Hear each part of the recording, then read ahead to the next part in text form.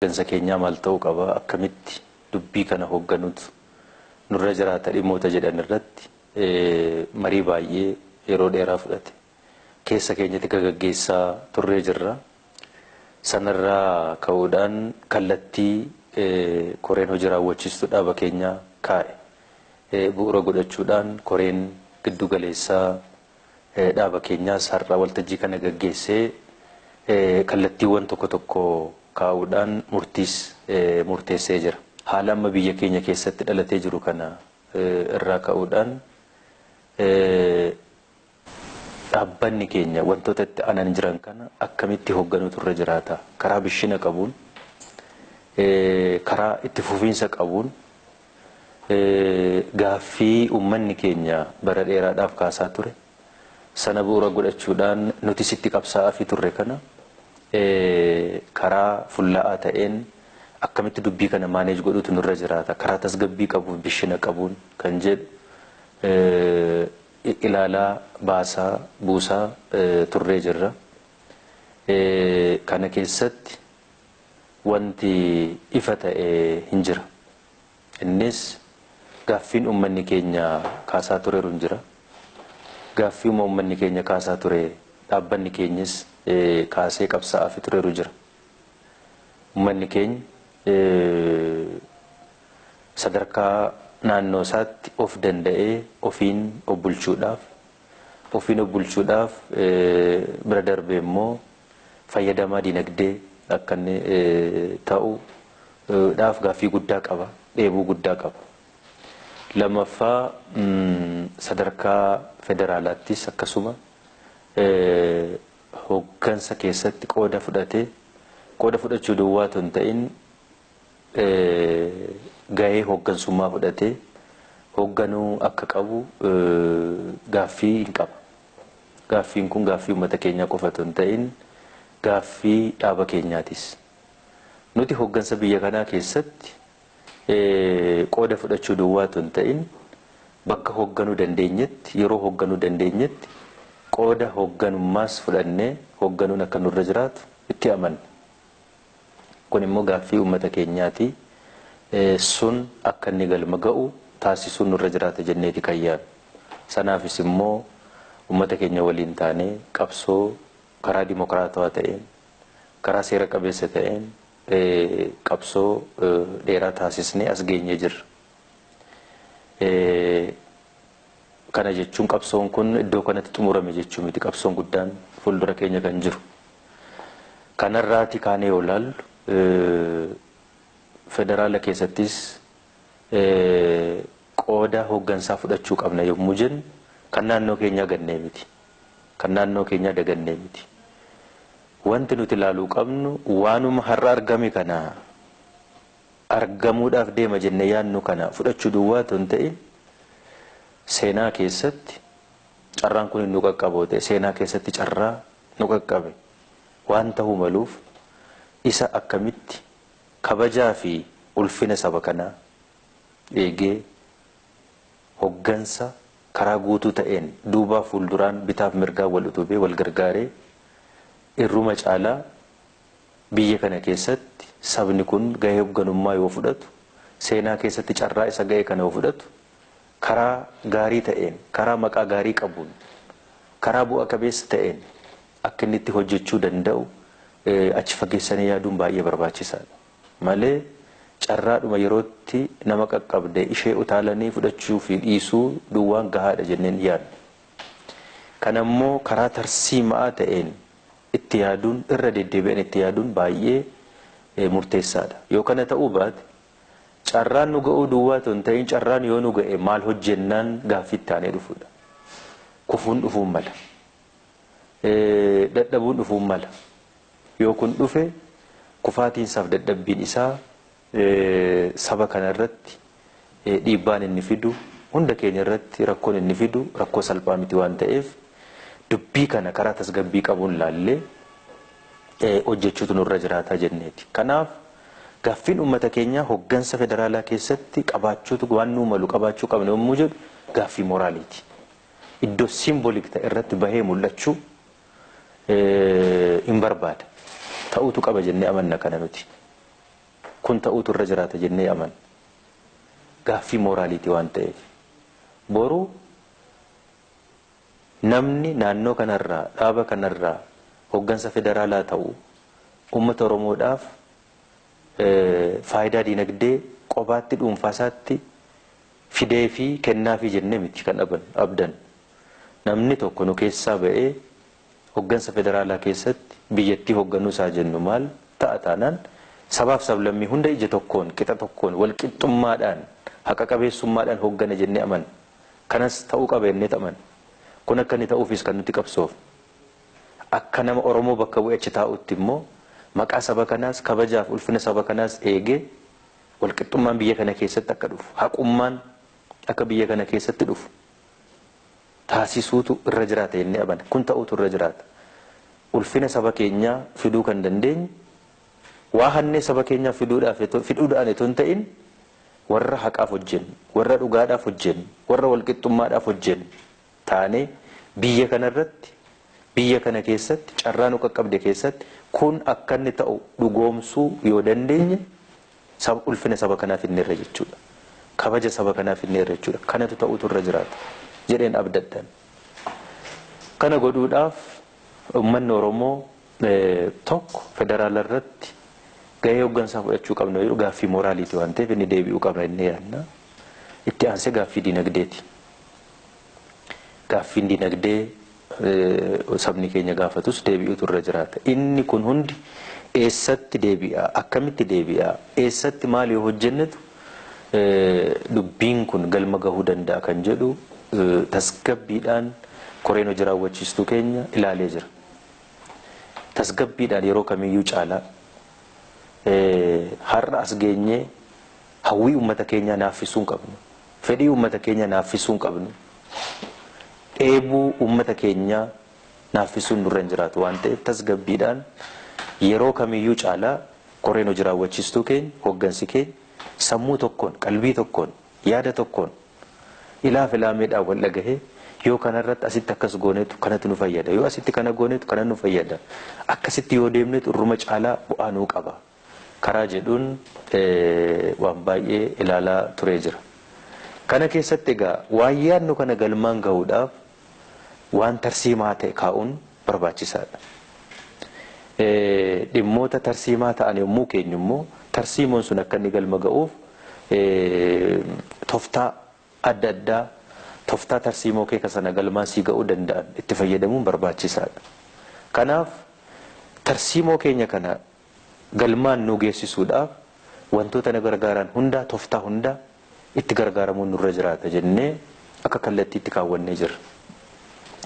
Kanarraa kaanee puulii hoggansa qabnu akka dhaabaatti qabnu kana keessa tokkoffaa carraa kanaan hoggansi keenya diigamuun irra hin jiraatu.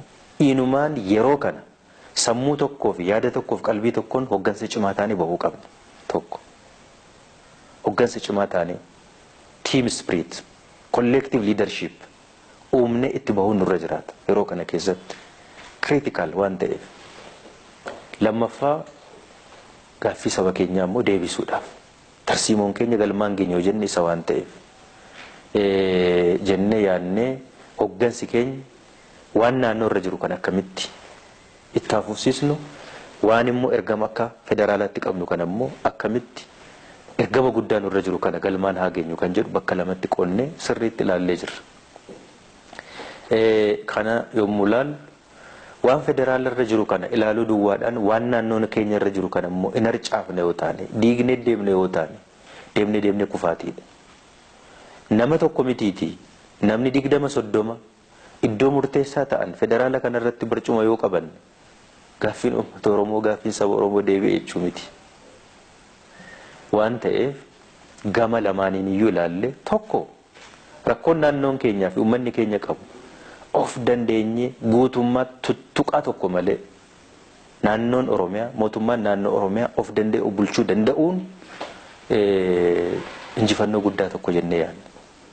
Tuttuqaa tokko malee harka galfannaa nama kamiiyyuun alatti dhiibbaa qaama kamiiniyyuu alatti of danda'anii karaa ofii fi karaa ofiitiin karaa nuu maluutiin deemuu danda'uun carraa kana argachuun bilisummaa guutuu kan argachuun danda'uun akka mootummaa naannoo Oromiyaatti ariitiidhaan gaaffii uummata keenyaa yeroo gabaabaa keessatti deebisuudhaaf carraa nuu laata jennee amanna. Gaaffiin keenya inni guddaan keessumaa gaaffiin diinagdee, gaaffiin saba keenya tokkoomsuu, gaaffiin dhaaba keenya dhaaba cimaa godhanii lafaa qabanii miillatti godhanii miillaa kaasee hamma mataatti irratti ijaaranii caasaa mootummaa naannoo Oromiyaa miillarraa kaasee hamma mataatti jiru cimaa godhanii ijaaruu yeroo kamiyyuu caalaa yoo itti gargaaramne amma dandeenyaadha. Maaliif dura Oromiyaa irratti haa xiyyeeffannuudha yaadi keenya. Maddi aangoo keenya Oromiyaadhaa fi saba Oromoodha. Fuula durattis hojiin nuyi federaala dhaqnee hojjennu nama dhuunfaadhaan wanti hojjetamu hin jiru.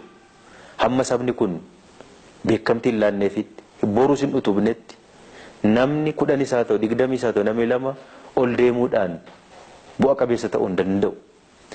Kana immoo kan fiduu dandeenyu inni guddaan mana keenya keessatti waan barbaadnu sana hojjechuu dandeenyudha. Bilisummaa guddaa amma argannuun Oromiyaa irratti hojjenne, hojii dinagdee irratti hojjenne rakkoo uummata keenyaa ganda keessa jiru hiikuu dandeenya jennee yaadna.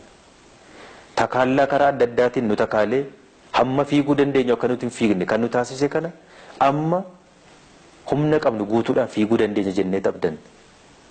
Inni guddaan waan as jiru kana yoo deebisuu dandeenya rakkoon uummata keenya irraa jiru walakkaa ol irraa furamuu danda'a jennee amanna. Kanaaf puulii cimaa hoggansa keenya cimaa naannoo kanarratti qabaachuun barbaachisaadha. Ammas wantoonni tokko tokko dhiibamanii haa dhufan iyyuu malee hojiin mana keenya keessatti nu keessatti hojjetamuu qabu hojii baay'ee jira. Hojiin amma nuti jalqabne uummata keenya tokkummaa uummata keenya cimsuu irratti nu hin finne. Warraaqsa dinagdeedhaan jijjiiruudhaaf uummata keenya nuti jalqabne lafan buusne ammas hojii manaa rarra'ee jirudha. Caasaan mootummaa naannoo Oromiyaa ta'e caasaa cimaa hoggansa cimaa of keessaa qabu. Uummata isaaf quuqamee halkanii guyyaa hojjetee jiruuf jireenya uummata kanaa jijjiiru uumuudhaaf ammallee hojii manaa baay'eetu jira. Dhaabni kun dhaaba kana cimsuudhaaf tarkaanfii baay'ee fudhannee qabsoo baay'eedhaan as geenyee jirra. Garuu ammallee dhaaba cimaa ta'e kan ba'e miti. Miillaa qabanii ganaa irratti hojjetamuu barbaada. Karaa adda ta'een cimsuu barbaada. Kana akkasumatti balbala banaa keenye cal jennee rarraanee hundi keenya wal gurree gar tokko yoo deemne wal qabanneetu kufna boru. Yoo asitti jabaanne, yoo asitti cimne, yoo asitti tokkoomne, yoo asitti sammuu tokkoo fi yaada tokkoo fi qalbii tokko qabaanne hojjenne inni nuyi gaarattis qabanne hojjennu sun karaa fuulla'ateen karaa fagoo deema. Yeroo gabaabaa keessatti hankaakuu hin danda'u. Yeroo gabaabaa keessatti cabuu hin danda'u. Kan kana cabsuu barbaadu baay'een jiraachuun malata. Kan karaatti hankaaksuudhaaf hojjetu baay'een jiraachuun malata. Garuu uummataan yoo utubame, mootummaa cimaadhaan, saba cimaadhaan, dhaaba cimaadhaan yoo utubame eessayyuu deemuu hin danda'u. Waan ta'eef waan Oromiyaa irratti hojjennu ammas nuuf murteessaadha jennee abdanna. Boruufis yoo ta'e. Boruufis yoo ta'e. Waan ta'eef hoggansa cimaa Oromiyaa irratti qabaachuun baay'ee nu barbaachisaadha. Kanaaf immoo akkuma tapha kubbaa miilaa wannoo keessa galanii eenyu eessaan yoo taphate irruma caalaa bu'aa fida, eenyummoo eessaan yoo taphatetu irruma caalaa bu'aa san argamsiisa. Ija kanaan haa ilaalluudha. Ija kanaan laallee puulii qabnu keessaati abaloo akkasitti yoo qopheeffanne, abaloo akkasitti yoo qopheeffanne, abaloo akkasitti yoo qopheeffanne garuu immoo walii yaannee tiimii tokkoon yoo hojjenne isa iddoo tokko jiru gataa, isa iddoo tokko jiru dagataa, isa iddoo tokkotti xiyyeeffachuu duwwaatu hin ta'in bakka lamaan irratti yoo xiyyeeffanne yoo hojjenne wal qabannee karaa fagoo deemuu dandeenya. Waan uummanni keenya nurraa yaadus galmaan ga'uu dandeenya jennee ija kanaan qalbiidhaan mari'annee tarsiimoo kaawwannee hoggansa cimaa naannoo irratti qabaachuu qabnu, ammas itti fufsiisuu qabnu keenyee jirra. Kana cimsuu irratti hojjetamu waan amma jalqabame kana cimee akkanitti hojjechuu danda'u. Gara federaalaa immoo carraan kun waan amma jalqabneef qabsoon amma nu jalqabne kun nu qaqqabee yoo dhaqne immoo isa immoo karaa nu salphachiisuu hin dandeenyeen nu qaanessuu hin dandeenyeen successful akkamitti goona kan jedhu ilaallee kanarratti tooftaa tarsiimoo keenya galmaan gahuudhaaf sirreeffama tokko tokko taasisnee jirra. Sirreeffamni nuti taasisne kun fakkeenyaaf nuti ammas amantaa guutuu qabna. Federaala irratti Oromiyaan dhaabni keenya gahee hooggansaa fudhatee hoogganuu qaba kan jedhu qabsaafis dhufnee jirra. Har'as qabsaa jirra, borus hin qabsoofne. Kun gaaffii keessan galu karaa dimokiraatawaa ta'een yoo kana goon immoo eenyu eessatti hojjetetu immoo irruma caalaa bu'aa fida kan jedhu ilaallee boru ulaagaa kakka'u tokko tokkodhaaf kanan guuttanne kanan nu hafa jennee wanti nu qaqqabu akka bakka akka tasaa kan taane ammumarraa karaa guutuu ta'een qophaa'u waa hundaaf nurra jiraata jennee dhimma kana gadi teenyee yeroo dheeraas fudhannee irratti hojjetaa turre walii galuudhaan amantaa guutuudhaan sirreeffama tokko tokko taasisnee jirra.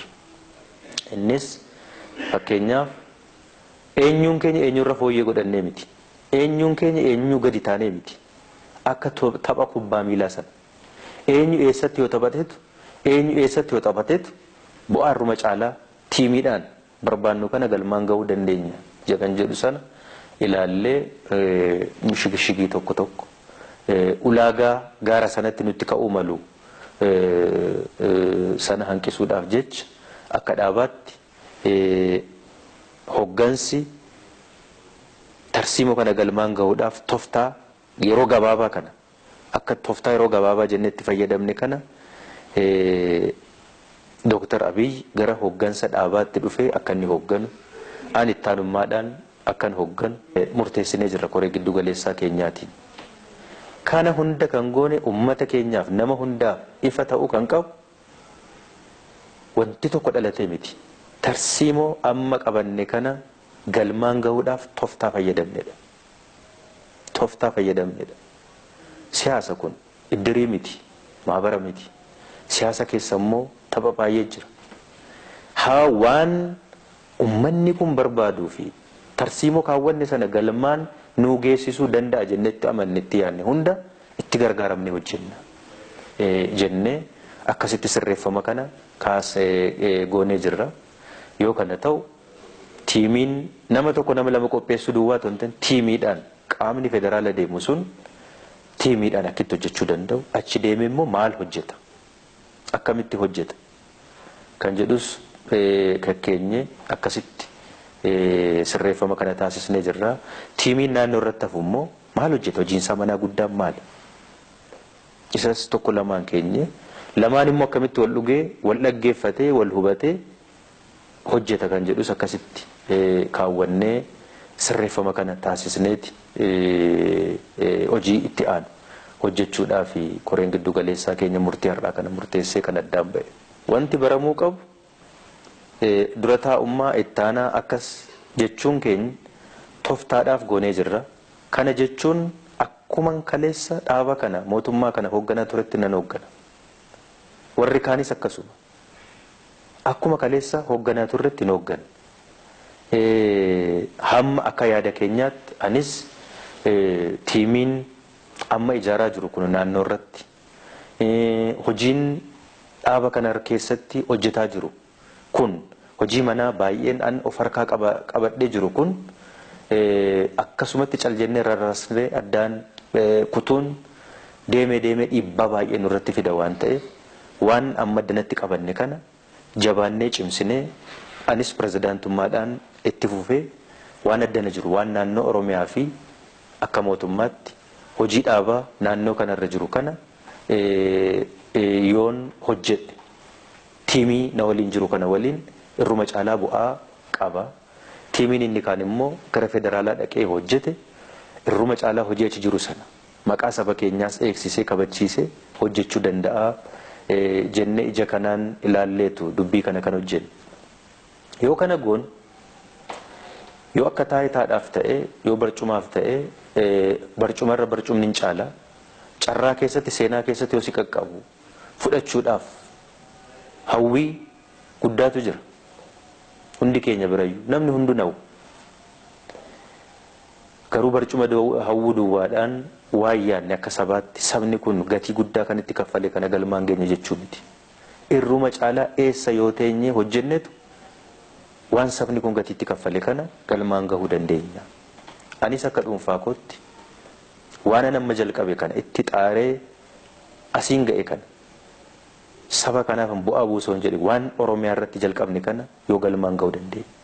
Humna guutuudhaan dhiibbaan garagaraa nurraa dhaabbate tuttuqaan garagaraa nurraa dhaabbate waan qalbii keenya gamaaf gamana nu facaasee tasgabbii nu dhowwuudhaan yeroo keenya nurratti nyaatu kun nurraa dhaabbate yoo jenne kan amma fiignu harka 2 3 4 fiiguu dandeenya jedheen amanaan onnee guutuudhaan halkanii guyyaa oliif gadi fiignee jijjiirama ariitiidhaan yeroo gabaabaa keessatti dhufuu danda'u Oromiyaa irratti fiduu dandeenya jedheen amanaan.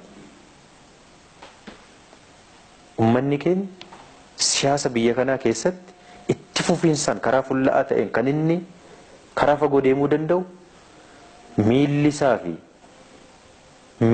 addana jiru kun hundeensaa addana jiru kun tokko ta'ee tokkoomee karaa bishina qabuun yoo ijaarame duwwaadha jedheen amana.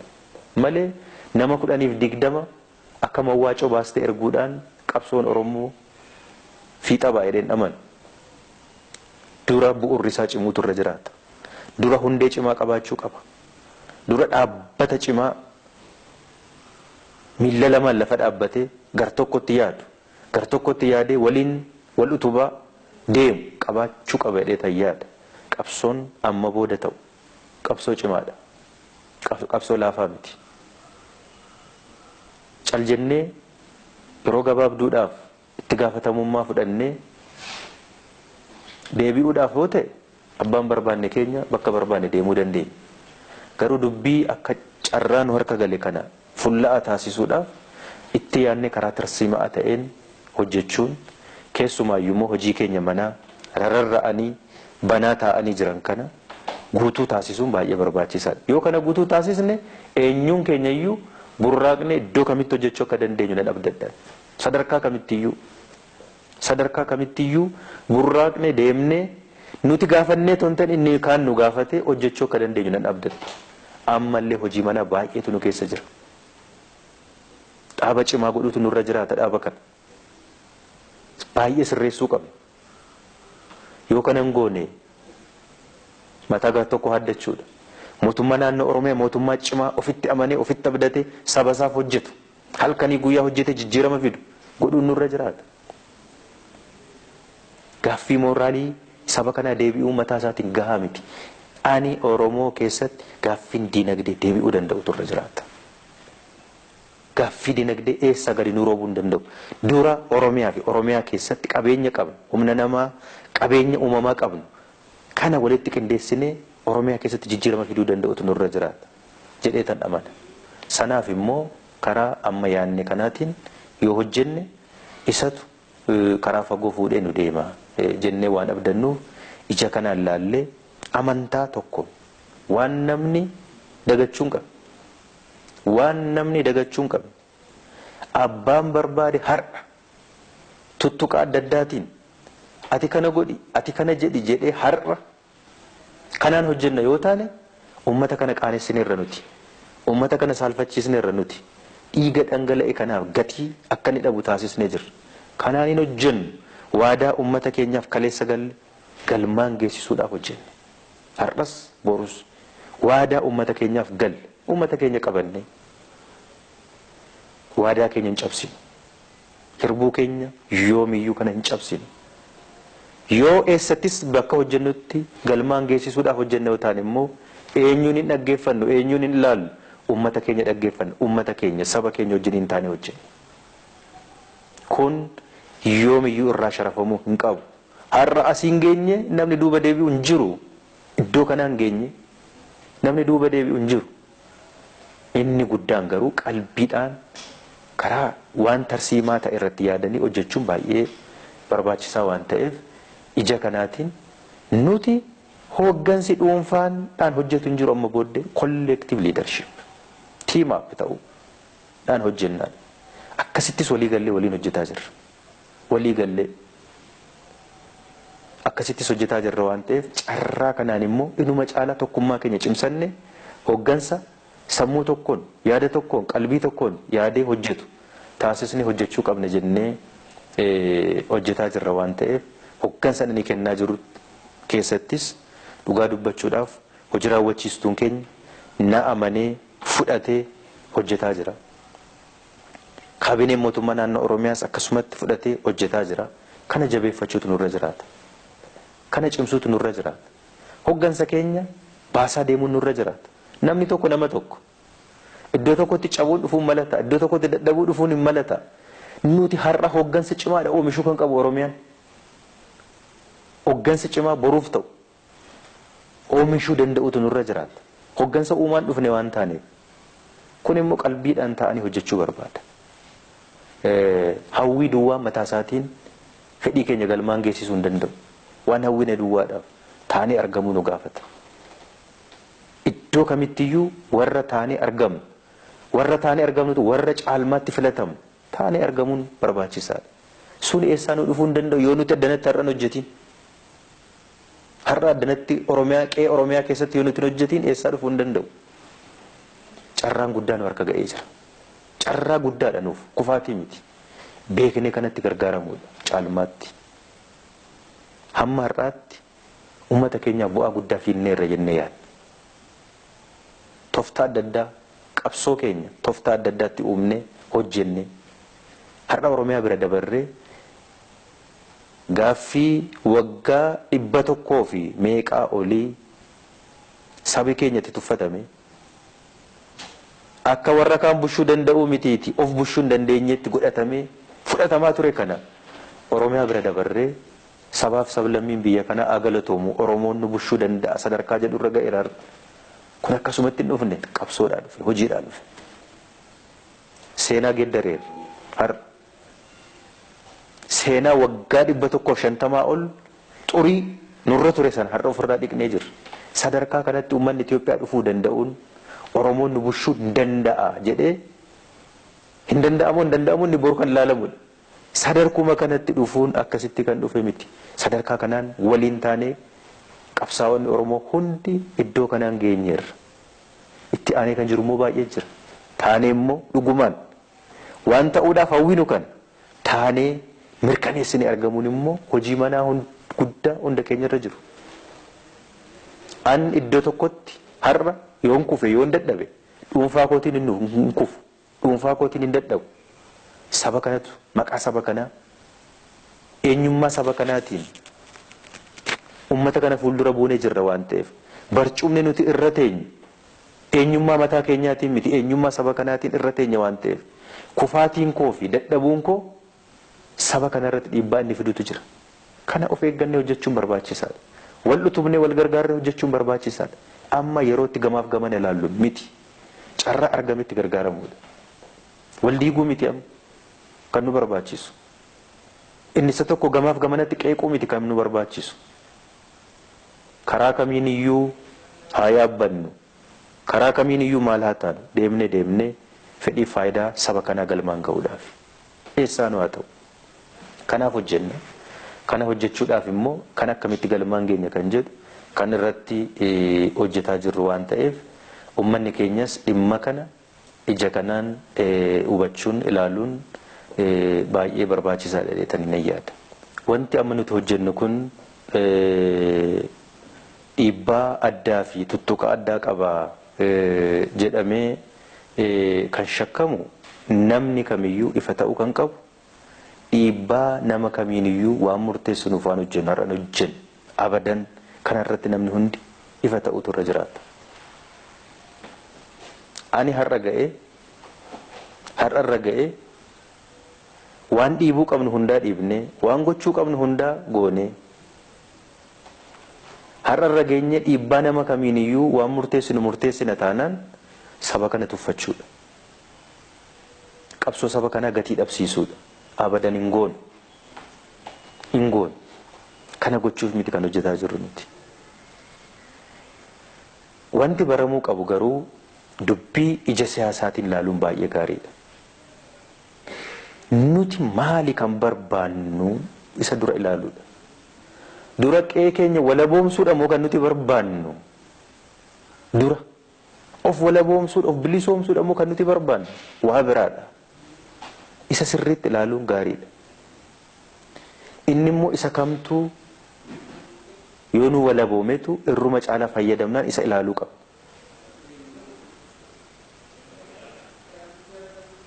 Anaaf eenyuyyuu dhiibbaa nama kamii miti. An saba koo keessatti saba koof yoo hojjedheen bu'aa irruma caalu fiduu danda'a jedheen amana har'as borus.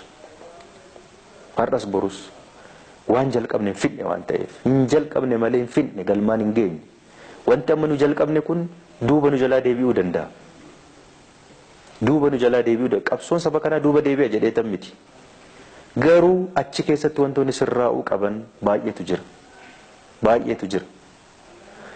Nuti har'a baanee mul'achuu keenyaaf an dhuunfaa kootiin hojii addaa hojjedheeradha yaadu. Kabaja kanaan kan nu geessise saba kana. Ulfina kanaan kan nu geessise saba kanadha. Malee dhuunfaa koodhaan an eenyuunuu caalee miti. Eenyuuniyyuu caalee jedheetan miti. Saba kanattis abdanne immoo waan gochuu qabne too hin saalfatiin etoo hin sodaatiin gooneerra. Kan abdanne eenyu isaan? Saba kabaja nutti hore, ulfina nutti hore, beekamtii nuu kenne. Sana abdanneet hojjenne. Borus ija sanaan hojjenne. Saba kana salphisuudhaaf miti har'as. Dura garuu mana keenya keessa wanti nuti hin xaraganne hin jiru. Hin jira. Wanti nuti hin hojjenne jira. Jira. Hin fixanne isa. Isa dagachuun nurra hin jiraatu. Har'as shirri nurra hin jiru jennee fudhanna hoo taane. Dabni nurra hin jiru jennee fudhanna hoo taane. Dogongorreerra. Dogongorree jirra. Inuma caalaa humna keenya cimsachuun ammallee hin nu hafa. Tokkummaa keenya cimsachuun hin nu hafa. Dhaaba cimaa uummanni kun itti abdatee uummata kanaaf hojjetu. Ganaa hojjechuu qabna dhaaba kana. Akka haaraatti dhaaba kana. Dhaabbata dimokiraatawaa uummata Oromoo akka haaraatti dhaaba cimaa godhuu nurra jiraata yoo jennu eenyu hojjechuu hin danda'u kana? Eenyu hojjechuu hin danda'u? Akkan jalqabetti anis hojjechuun qabedha yaada. Humna na waliin hojjetu waliin. Hoggansa na waliin hojjetu waliin. Hojjechuun qabedha yaada. Naannoon kun naannoo duwwaa miti guddaadha biyya guddaadha. Riisoorsii guddaa jira biyya kana naannoo kana keessa. Qabeenya guddaa in hojjenne irratti. Biyya kana jijjiiruudhaaf maal jenne dura Oromiyaa jijjiiruu qabnaa jenne duraan. Sana hojjechuu qabnaa. Sanaaf immoo humna keenya diigamuu hin qabu. Bittinnaa'uu hin qabu humni keenya. Waan ta'eef waan addana jiru kana hojjechuu qabna inneetu. An ummanni koo sana hawwuun kabaja ulfina kan ofiinatti uffisedha. Kabaja kanaaf ulfina kana. Borus an kabaja kasaa kana etuu irraa hin tuqiin hin sharafiin kabaja uummata kana eegsisuudhaaf jedhee kaleessas lubbuu koo kennee hojjedheera. Dafqeetti hojjedheen jira borus isaafan hojjedha. Yeroon isaaf hojjedhumu irruma caalaa saba kanaaf eessattan bu'aa buusa. Karaa jedhuun anis ilaalee dhaabni koos ilaallee hojjenna. Waan ta'eef carraan wantoota tokko tokko fideen harka hagalchuyyuu malee waan duuba keenyaa fi keessa keenya jiru immoo wanti nuti sirreeffachuuf hojjechuu qabnu baay'eetu jira. Kana jechuun hireen lammaan boru iddoo yaadamutti dhufuu qabu hin dhume jechuu miti. Waan asii qabnu kana waan qe'ee keenyaa keessa sana yoo fixanne etuun jaallanne karaansaa gabaabaa dhedhee tayyaadha. Sadarkaa kamitti hoogganne sadarkaa kamitti hojjenne jijjiirama biyya kana keessatti fiduudhaaf Oromiyaa keessatti mitiiti.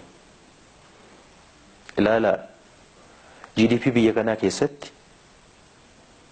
qonna biyya kanaa kan murteessu Oromiyaadha. GDP biyya kanaa keessatti qoodni naannoo kanaa harka walakkaatii oli.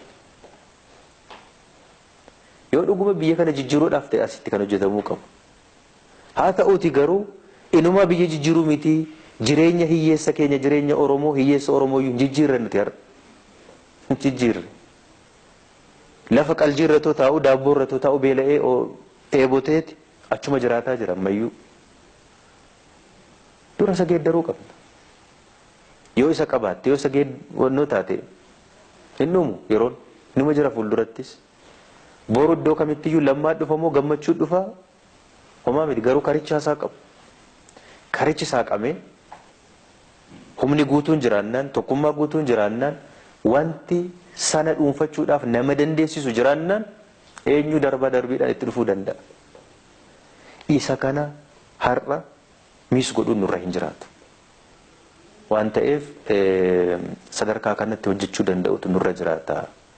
Jennee ilaalleetu amma dhimma dhuunfaadhaan itoo hin ta'in gareedhaan akkamitti hojjennee dubbii kana namni tokko nama tokko dhugaa dubbachuudhaaf namni tokko gahee hin qabu miti.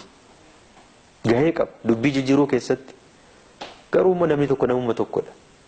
Humna cimaa of jalatti horachuu qaba. Humna cimaa onnatee hojjetu of jalatti yeroo kamiyyuu bubbeen kam qilleensi kam gaafa dhufu kan oliif gadi hin jenne qabaachuun baay'ee barbaachisaadha. Malee dhuunfaa keedhaan yoo rarraate karaa deeffaafoo deemuu hin danda'u. Waan ta'eef kana beeknee ija kanaan afshaalummaa kanaatiin hojjechuun nurra jiraata. Kana hunda hin goone hoo jennu Oromoo duwwaadhaaf miti biyya kanaaf. Sabaaf sablammii biyya kanaaf. Nuti sadarkaa kamitti har'a soo ta'e kan qabsoofnu Oromoon gahee hoggansaa fudhatee haa hogganu yoo jennu olaantummaan Oromoo biyya kana irratti akka dhufuuf miti. Walqixxummaan sabaaf sablammootaa biyya kana irratti akka dhufuuf. Walqixxummaan haqni biyya kana keessatti akka inni mirkanaa'uuf. Biyyi kun nagaa argattee itti fufiinsaan akka isheen jiraattuuf. Oromoon kan inni qabsaa'aa jiru. Nutis kan qabsaa'aa jiru. Kun akkamitti galma ga'an immoo bitaaf mirga duubaaf fuuldura ilaalaa hojjechuu waan nu gaafatuuf kana galmi keenya sanaaf immoo iddoo kamittuu haa ta'u iddoo kamitti hamma tapha sana keessa galletti iddootti caalmaatti taphachuu dandeenyu irratti taphachuudha. Fakkeenyaaf namoonni gara federaalaatti erginu kun kophaa isaaniitiin homaa godhuu hin danda'an. Hiree isaanii kan murteessu kan addana jirudha. Hojii nuti hojjennu. Yaadaan yoo deeggarre kana godhaa hoo jennu akkas godhaa hoo jennu yoo nuti isaan utubneedha. Malee dameedha kan ta'u. Utubaa irratti hojjennu nuti ammayyuu. Hundee irratti hojjennu. Yoo utubaan hundeen cimaan jiraate dameen eessayyuu dhaquu hin danda'u waan ta'eef kana bifa karaa bishina qabuun haa hojjennu. Hafnee argamuu hin qabnu. Jenneetu malee iddoo kamirraayyuu iddoo nuuf malu eenyuun keenyayyuu gallee hojjechuudhaaf yerootti seesnu miti yerootti duuba deebinu miti. Kanarraa duubatti hin deebinu. Kana yoo ta'e garuu aan dhuunfaa koodhaan waa hundumarratti fuuldura ba'ee of mul'isu duwwaadha waa hundi galma gaa'edha yaadu. Warra hojjechuu danda'anis baasuun qaba akka hoggansaatti. Warra kaaniifis fidee shaakalsiisee hoggansa cimaa boruuf ta'u quuqama qabu onnee qabu beekumsaaf ga'umsa qabu. Garuu immoo siyaasni kun immoo galee fi keessatti hojjechuu danda'u. Sana uumuu danda'uun hojii guddaadha. Hoggansa cimaa gaafata. Akkasitti hojjechaa dhufne nuti. Waan ta'eef dubbii kana nus akka dhaaba keenyaatti ani dhuunfaa kootiin etoon har'a hoggansa biyya kanaa ta'e dhuunfaa koodhaan carraa eenyuyyuun argan. Namni barcumatti kanaaf jedheetu kaleessa meeshaa qabatee bosona galee kan walajjeessaa ture. Afrikaa keessatti haafu Itoophiyaa taayitaadhaaf wal fixe namni kaleessa taayitaadhaaf barcumaaf. Maqaa dhuunfaadhaaf yoo ta'e carraa namni kamiyyuun arganneen argadhe. Ani maqaa dhuunfaa koof miti saba koofi. Saba koof immoo iddoon hojjechuu danda'uttan hojjechuu qaba. Maaliif kabaja kanatti hore ulfina kanatti hore jaalala naa kennee sadarkaa kanaan kan nageessise ga'umsaa fi dandeettii dhuunfaa lammaa miti saba kana. Eessatti yoon hojjedheefin bu'aa buusaa fi yaadeen kamirraayyuu wannoo ta'e hojjechuun qaba malee ija taayitaa yoo laalu carraa namni kamiin arganneen argadha. Yoo ta'e isa utaalee fudhachuudha kan ani qabu har'a. Isa miti garuu ani kabaja dhuunfaan qabu kabaji koo saba koo wajjin. Sabi kun yoo kabajame yoo ulfina argateen duukaa kabajaman.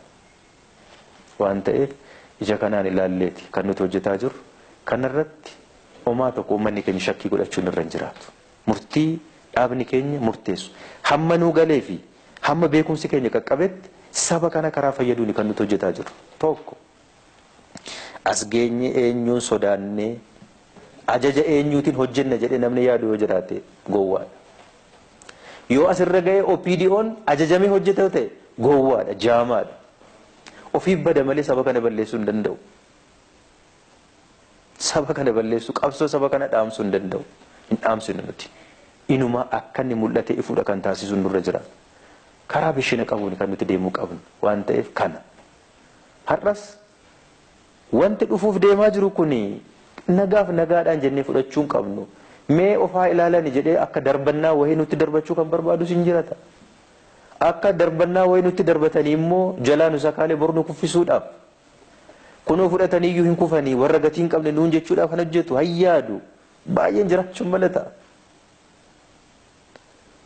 Qilleensi gubbaa kanarra jiru maali? Wanti waggoota darbaniif hojjetamaa ture maali? Kana keessatti yeroo maal keessatti majijjiirama akkamii fiduu dandeenya har'a? Waan akkasii kana qalbii ilaaluun barbaachisaadha. Waan ta'eef ija kanaan bifa tasgabbii qabuun ilaalleet murtii kanarra geenye waan ta'eef kanarratti uummanni keenya shakkuu hin qabu. Miseensi dhaaba keenyas shakkuu hin qabu. Caasaan mootummaa naannoo Oromiyaa shakkuu hin qabu.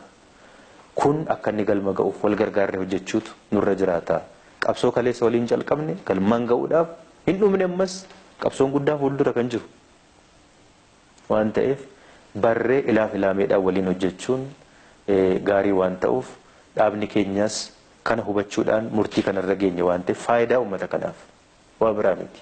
Faayidaa nama dhuunfaadhaaf teessoo nama dhuunfaadhaaf itoo hin ta'in faayidaa saba kanaaf jecha kan godhaa jirru waan ta'eef ija kanaatiin ilaalamuu fi hubatamuu baay'ee barbaachisaadha.